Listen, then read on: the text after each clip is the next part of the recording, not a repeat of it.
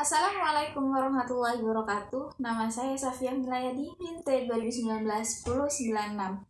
Pada kesempatan kali ini, saya akan menjelaskan tentang peran sosial guru dalam perspektif sosiologi dalam memenuhi tugas mata kuliah Sosiologi Pendidikan Islam.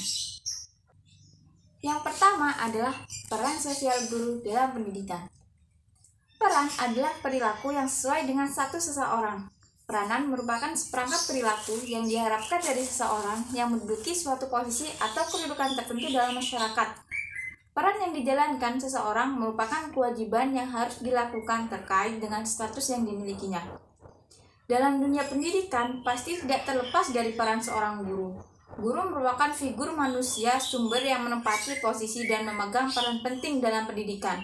Ketika semua orang mempermasalahkan masalah dunia pendidikan, sosok guru selalu terlibat dalam agenda pembicaraan, terutama yang menyangkut permasalahan pendidikan formal di sekolah. Bapak Pendidikan Ki Hajar Dewantara dengan semboyannya yang sangat melegenda, Ingarso Sing Tulodo, Ing Madjo Mangunkarso, Tuturi Handayani. Semboyan tersebut sesuai dengan peran seorang guru, yaitu di depan memberikan contoh. Guru seorang teladan yang sangat dibutuhkan untuk memberikan contoh kebiasaan-kebiasaan yang baik dan akan membentuk karakter siswanya. Di tengah memberikan semangat dengan membuat siswa termotivasi dengan meningkatkan pengetahuannya dan di belakang memberikan dorongan atau motivasi. Seorang guru pada masa ini dituntut untuk menjadi motivator bagi siswanya, sebab tanpa adanya motivasi, seringkali para siswa malas belajar bahkan tidak memahami tujuan belajar itu sendiri. Guru sebagai media pendidik memberikan ilmunya sesuai dengan kemampuan yang dimilikinya. Ada dua model interaksi antara guru dan murid di sekolah, yakni interaksi formal dan interaksi informal. Pertama, interaksi formal adalah interaksi yang dilakukan dalam situasi resmi ketika guru sedang mengajar murid di dalam kelas maupun di luar kelas. Dalam situasi ini, guru harus mampu menunjukkan kewibawaan demi kelancaran dan ketertiban kegiatan pembelajaran. Jika guru tidak memiliki sikap kewibawaan, ia tentu mengalami kesulitan untuk membimbing murid-muridnya. Kedua, interaksi informal, yaitu guru menjalin interaksi dengan murid dalam situasi non-pembelajaran resmi, misalnya dalam kegiatan study tour, olahraga, kompetensi antar sekolah, dan lain sebagainya. Situasi tersebut sangat disukai oleh murid dan merasa dapat bergaul lebih akrab dengan guru. Namun, guru harus tetap bisa menyesuaikan diri dengan menjaga kedudukan guru sebagai panutan bagi murid-muridnya.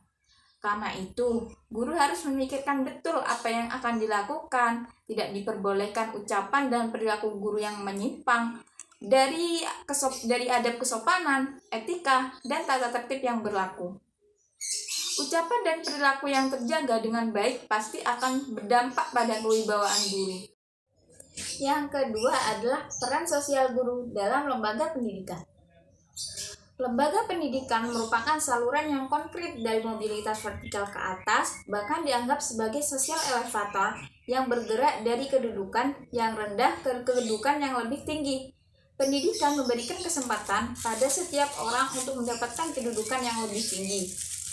Sebagian orang berpendapat bahwa peranan guru hanya mendidik dan mengajar saja. Mereka tidak mengerti bahwa hakikat mengajar adalah mendidik juga. Mereka sudah mengalami kesalahan yang besar dengan mengatakan bahwa tugas itu hanya satu-satu bagi setiap guru. Peran guru sangatlah luas meliputi. Yang pertama, guru sebagai pengajar. Guru bertugas memberikan pengajaran di dalam kelas sekolah. Guru menyampaikan pelajaran agar siswa memahami dengan baik semua pengetahuan yang telah disampaikan. Guru berperan dalam melakukan transfer ilmu dan nilai sehingga tujuan pendidikan mewujudkan manusia Indonesia seutuhnya dapat tercapai. Yang kedua adalah guru sebagai pembimbing. Guru berkewajiban memberikan bantuan kepada siswa sendiri agar mereka mampu menemukan masalahnya sendiri, memecahkan masalahnya, mengenal dirinya sendiri, serta menyesuaikan diri dengan lingkungannya. Yang ketiga, guru sebagai ilmuwan. Guru dipandang sebagai orang yang paling berpengetahuan. Dia bukan hanya berkewajiban menyampaikan pengetahuan yang dimilikinya kepada siswa saja, tetapi juga berkewajiban mengembangkan pengetahuan itu dan terus memupuk pengetahuan yang dimilikinya. Yang keempat, guru sebagai pribadi. Guru harus memiliki sifat-sifat yang disenangi siswanya, orang tua, dan masyarakat. Sifat-sifat tersebut sangat diperlukan agar ia dapat melaksanakan pembelajaran yang efektif. Yang kelima, guru sebagai penghubung. Sekolah berdiri di antara dua lapangan. Di satu pihak mengemban tugas menyampaikan dan mewariskan ilmu, teknologi, dan kebudayaan yang terus-menerus berkembang dengan lajunya. Di lain pihak, guru bertugas menampung aspirasi, masalah kebutuhan, minat, dan tuntunan masyarakat. Di antara kedua lapangan inilah sekolah memegang peranannya sebagai penghubung, di mana guru berfungsi sebagai pelaksana. Yang keenam, guru sebagai modernisator. Guru memegang peranan sebagai pembaharu.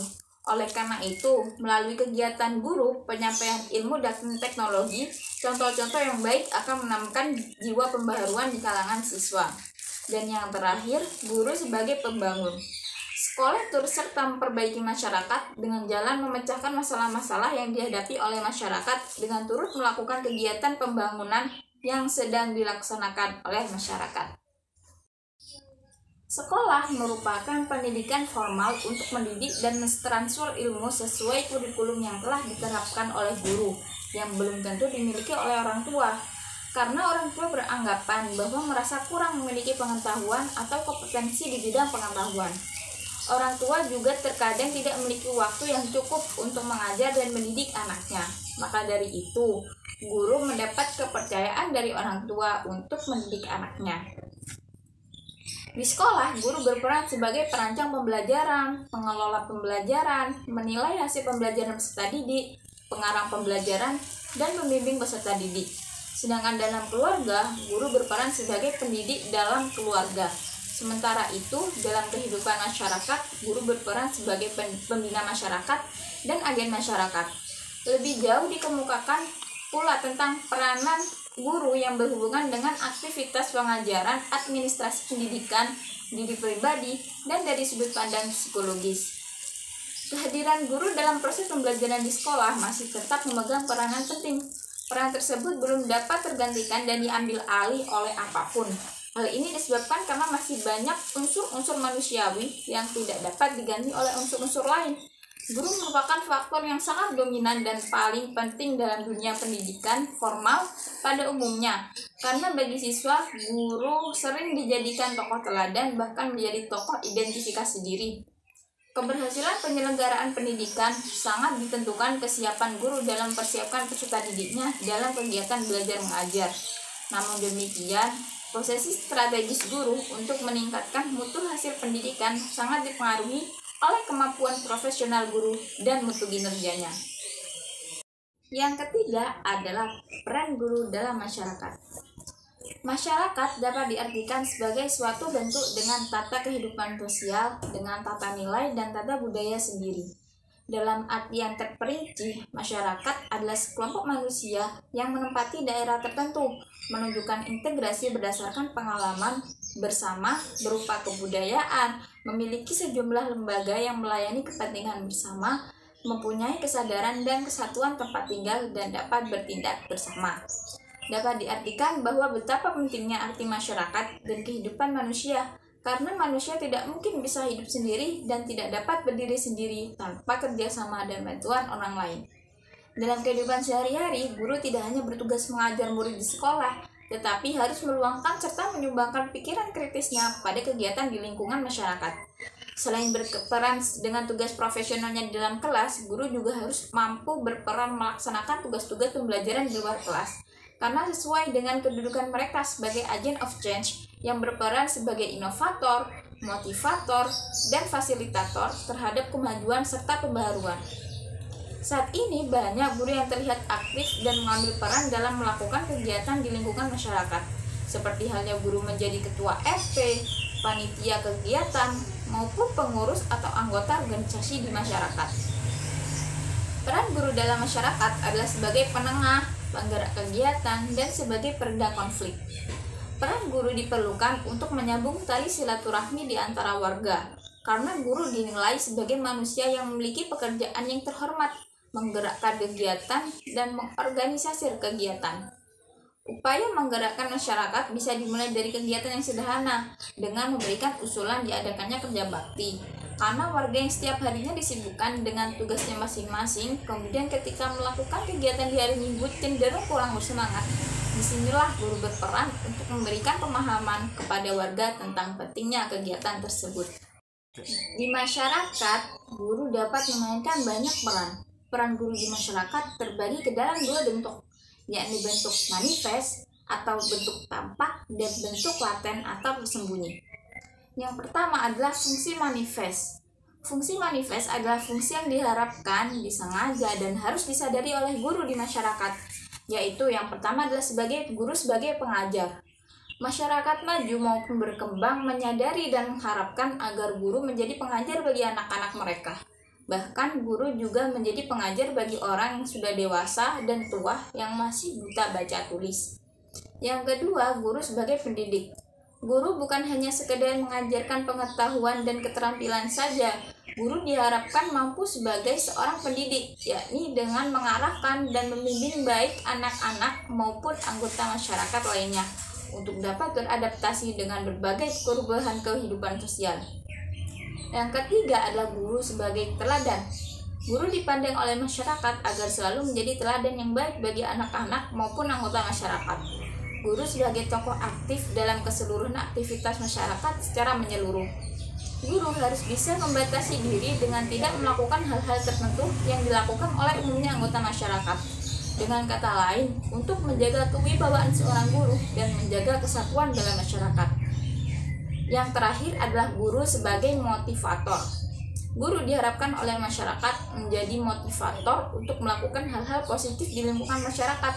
Seorang guru diharapkan mampu memberikan dorongan, motivasi, kekuatan, dan energi yang besar kepada masyarakat untuk selalu berubah ke arah yang lebih baik. Yang kedua adalah fungsi laten atau tersembunyi guru. Fungsi laten yaitu fungsi yang tidak diharapkan, disengaja, dan disadari oleh guru di masyarakat, yaitu sebagai berikut. Yang pertama adalah guru sebagai pengekal status quo. Status quo menunjukkan pada suatu keadaan yang relatif tetap dalam situasi keseimbangan, tidak berubah atau stagnan. Menurut teori fungsionalisme struktural, masyarakat sebagai sistem sosial mementingkan kepada keteraturan dan mengabaikan konflik dan perubahan-perubahan dalam masyarakat. Yang kedua adalah guru sebagai penggerak perubahan. Dalam masyarakat tradisional, pola pikir dan perilakunya sangat konservatif, cenderung menolak terhadap setiap perubahan. Dalam menghadapi perubahan, guru bisa memelopori ke arah perubahan yang positif. Yang keempat adalah peran sosial guru sebagai bentuk profesi. Guru merupakan suatu profesi yang berarti suatu jabatan yang memerlukan suatu keahlian khusus sebagai guru dan tidak dapat dilakukan oleh sembarang orang di luar bidang pendidikan. Tugas guru sebagai profesi artinya mendidik untuk meneruskan serta mengembangkan nilai-nilai hidup siswa dan masyarakatnya. Maka guru diharapkan tidak hanya dapat menyampaikan materi saja, namun juga bisa memberikan arahan kepada siswa. Tugas dan peran guru bukan terbatas di dalam masyarakat saja, bahkan guru merupakan komponen strategis yang menduduki peran yang penting dalam menentukan arah gerak maju kehidupan bangsa. Dari sejak dulu, keberadaan guru merupakan sosok yang tidak mungkin dapat digantikan oleh komponen manapun. Peranan penting seorang guru adalah mewujudkan keberhasilan pendidikan. Menjadi guru profesional berkaitan dengan kompetensi yang dimiliki. Kompetensi sendiri memiliki arti seperangkat kemampuan, pengetahuan, dan keterampilan yang harus dimiliki. Kompetensi tersebut meliputi kompetensi pedagogis, kompetensi kepribadian, kompetensi profesional, dan kompetensi sosial. Kompetensi tersebut harus dikembangkan oleh guru, dijelaskan dalam Peraturan Pemerintah Nomor 19 Tahun 2005 tentang Standar Nasional Pendidikan Bab 4 Pasal 2 Ayat 3. Yang pertama adalah kompetensi pedagogis. Kompetensi pedagogis adalah kemampuan guru dalam mengelola pembelajaran untuk kepentingan siswa. Kompetensi pedagogis berkaitan dengan interaksi belajar mengajar antara guru dengan siswa. Selain itu, kompetensi ini berkaitan dengan kemampuan dalam pengembangan kurikulum dan silabus. Dalam kompetensi ini, kemampuan guru meliputi penjelasan materi, pelaksanaan metode pembelajaran, pemberian pertanyaan dan menjawabnya, serta melakukan evaluasi. Yang kedua adalah kompetensi kepribadian. Kompetensi kepribadian adalah kemampuan dan karakteristik individu yang mencerminkan realitas, sikap, dan perilaku guru dalam melaksanakan tugasnya sehari-hari. Kompetensi kepribadian mencakup sikap guru yang jujur, sabar, tenang, tanggung jawab, berwibawa, berakhlak mulia, serta menjadi teladan bagi siswanya. Yang ketiga adalah kompetensi profesional. Kompetensi profesional yaitu kemampuan dan keterampilan penguasaan atas materi secara mendalam, utuh, dan komprehensif. Guru yang menguasai kompetensi profesional tidak cukup dengan hanya memiliki penguasaan materi secara formal, namun juga harus mampu memiliki kemampuan terhadap materi ilmu lain yang memiliki keterkaitan dengan pokok bahasan materi tertentu. Yang keempat adalah kompetensi sosial. Kompetensi sosial yaitu kemampuan dan keterampilan yang berkaitan dengan hubungan atau interaksi dengan orang lain.